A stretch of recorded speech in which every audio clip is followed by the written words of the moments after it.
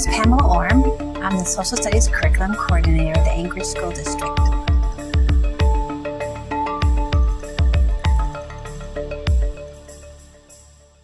In the spring, the Anchorage School District adopted the Common Core state standards. The Common Core added a new dimension to our standards with the goal to produce 21st century skills. We are no longer being guided by just reading and writing standards.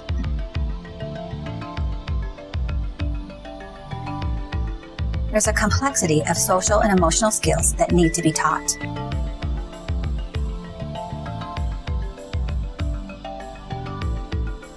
As we start to unpack these new standards, we found a clear correlation between the Common Core and social and emotional learning.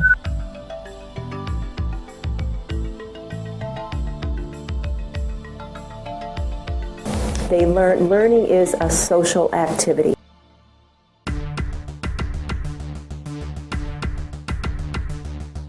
These are 5 skills that come together, and these are formally called the SEL competencies. This has been established by CASEL, the organization that I mentioned earlier. And if you look at the orange wedges, we've got the first 2 skills, which together are skills about the self, self-awareness and self-management. The next 2 have to do with skills having to do with the others in your realm. So social awareness, being able to understand other people, for instance, and having good relationship skills. And then the third category area is making good decisions, making responsible decisions that have to do with, the good of the whole, the good of the place. We've just produced a new second grade reader for social studies. It focuses on the city of Anchorage. In the process of unpacking this new Common Core standard, our teachers found a naturally strong correlation between the Common Core and social and emotional learning. We have highlighted this connection in the lessons that support this reader. We recognize that components of social and emotional learning provide a clear foundation for students to successfully achieve the Common Core standards. Let's look quickly at one second grade example. Common Core Writing 2.3.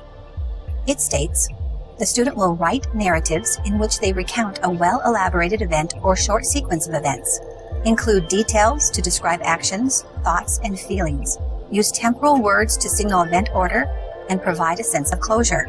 Now let's look at social emotional learning, self-awareness, I am.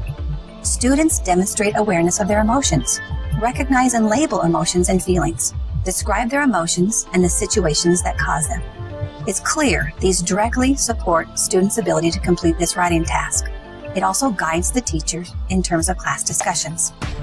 These natural correlations between Common Core standards help guide teachers through step-by-step implementation and will afford our students a strong foundation of social and emotional skills that will support their growth and development for success in life.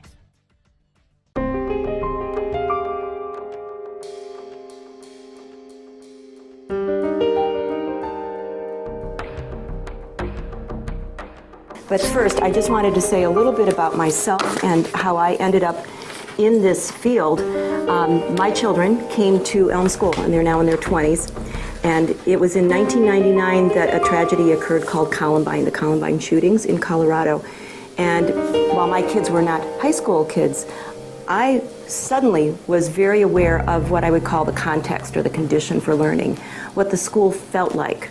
And it was a friendly kind of place, but specifically the relationships between children that can have everything to do with how kids feel during the school day. Probably for many of us, the fight for justice begins at home, but then it must go much further. But we also have to do the work in the policy community, because the conditions in which good parenting can occur, good teaching can occur, good learning can occur, have to be structured there. And so I spoke to the principal and the PTO, and this resonated with them. And we were actually able to design and implement a program that was delivered by parents in the classrooms. And it was basically social skills. And learning to sort of be in somebody else's shoes, being able to articulate how you feel, understanding that we're all part of a larger context and what that means for learning. So we did that for a few years, and the superintendent then got wind of it and decided this needed to happen at all of the schools. And to accomplish this, she established a committee that was district-wide, put me on the committee as one of the co-chair, and the district then was moving ahead. This was about 10 years ago. And along with the district, they enlisted a consulting organization, a not-for-profit called the Collaborative for Academic, Social, and Emotional Learning, or CASEL, CASEL.org. That's on your list of resources. And CASEL is absolutely at the forefront of social emotional learning in this country, as well as very much recognized abroad. And they did a lot, they continue to do a great deal of research, policy work, and implementation work. But they're known as really being a science to practice organization. They were based at UIC, initially at Yale, came to Chicago. Now it's an independent not-for-profit just off the UIC campus.